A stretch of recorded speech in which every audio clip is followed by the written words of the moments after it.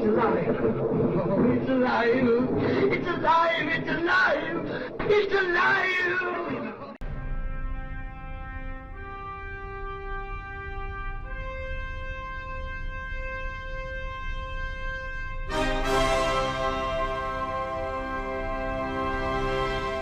Frankenstein, ou Prometeu Moderno, é um romance escrito pela inglesa Mary Shelley, publicado originalmente em 1818. É um romance que também teve ali outras edições posteriores. Ele é considerado, então, a obra máxima do romance gótico e também a primeira obra de grande expressão ali da ficção científica. Ele vai contar a história do Victor Frankenstein, é um jovem cientista ali de Genebra que tem essa ambição de criar a vida cientificamente. Ele é um jovem de família rica, ele é autodidata, desde cedo ali ele entra em contato com livros de alquimia, e mais tarde ele vai desenvolver essa paixão pelas ciências quando ele ingressa na universidade e finalmente ingressa nesse projeto ambicioso.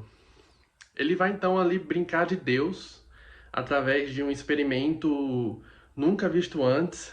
Vai reunir todos os esforços para criar artificialmente um ser vivo. Só que, horrorizado pela monstruosidade ali da sua criação, ele vai então renegar essa criação logo em seguida.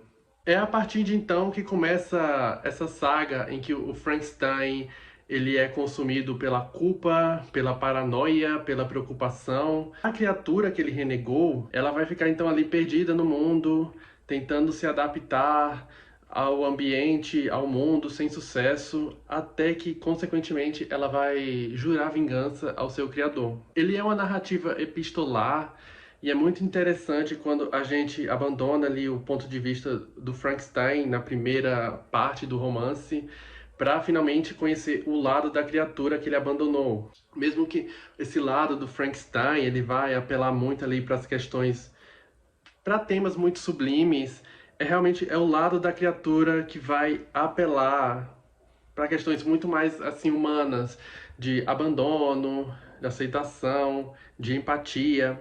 As jornadas então do Dr. Frankenstein, da criatura, elas vão traçando esse paralelo. No primeiro momento, eles têm esse choque, e quando eles vão se reencontrar ali, eles vão buscar um apaziguamento, vão tentar entrar em termos comuns, só que certos acontecimentos vão levar os dois ali a se degladiarem. É um duelo ali realmente de discurso, até que eles vão buscar a reparação e, consequentemente, a vingança. Frankenstein e a criatura, eles então vão estar ligados ali por um elo quase divino e horrível. Eles servirão ali de espelho um para o outro. Eles são a tortura um do outro e eles representam esse movimento ali paralelo da decadência do indivíduo mesmo. O romance, então, ele vai entrar nessas questões de qual a natureza da maldade, qual o limite da ciência, até onde as nossas ações, a vingança, ela é justificável. Maldito o meu criador, por que criar esse monstro tão hediondo que sou, do qual até tu desvias o olhar repugnado?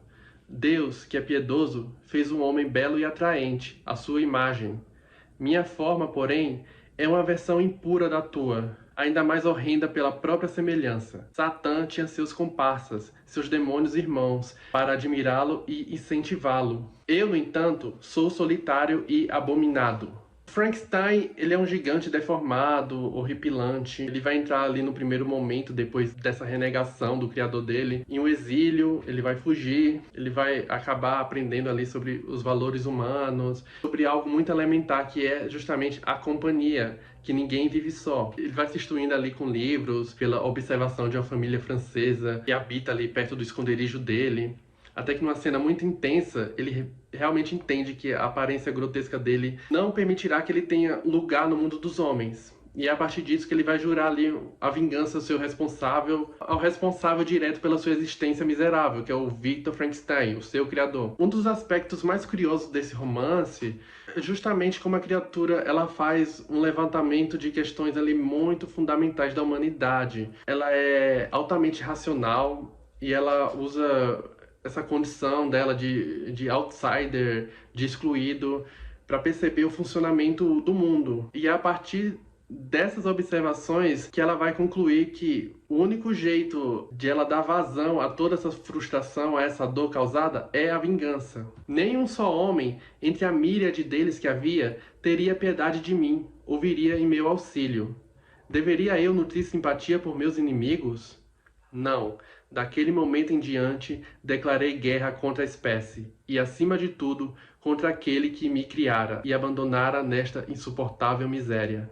É uma obra que vai fazer eco ali com a mitologia grega e a Bíblia, vai trazer questões ali muito existencialistas, filosóficas, funciona em várias dimensões. Ele vai trazer também essa mescla entre a ficção científica e o terror. É quase como se o Victor Frankenstein ele não tivesse se metido com a ciência e criado um monstro sintético, mas a partir das elaborações que são feitas ali e das consequências e de como essas consequências elas são ilustradas, realmente dá a impressão de que ele se meteu ali com magia negra e invocou um demônio. Sendo um livro tão pioneiro em tantos aspectos, o que impressiona realmente ali é a sensibilidade da Mary Shelley em saber resolver em forma de terror esses questionamentos tão básicos da natureza humana, que acabam assumindo esse corpo de terror e que conversam ali tantos temas que até hoje tem muita lenha para queimar. Para mim, o incrível é justamente como ela transforma em macete do terror signos que são muito interessantes. A gente vai ter aqui a tempestade, a noite, a natureza revoltosa, locais escuros e desabitados, o delírio, a febre.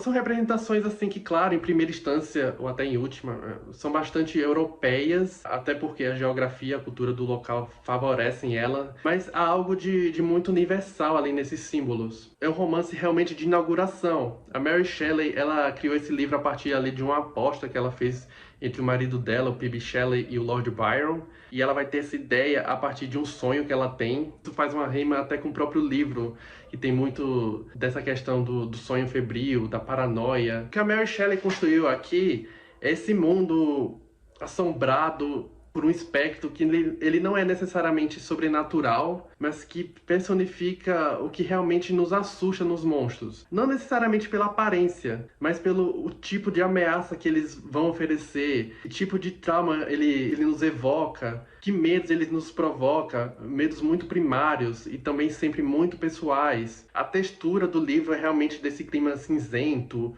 chuvoso, frio, tipo uma noite de tempestade que o galho arranha a janela e o trovão, ele cria ali imagens entrecortadas na parede. É um livro que vai acabar antecipando várias questões sobre a ética científica, os limites da ciência, também funciona ali no campo filosófico, existencialista, religioso. Mas, além de qualquer uma dessas coisas, acho que a temporalidade dele está realmente conseguir criar toda essa sorte de símbolos que alimentam o nosso imaginário do que é fantástico e do que é horrível.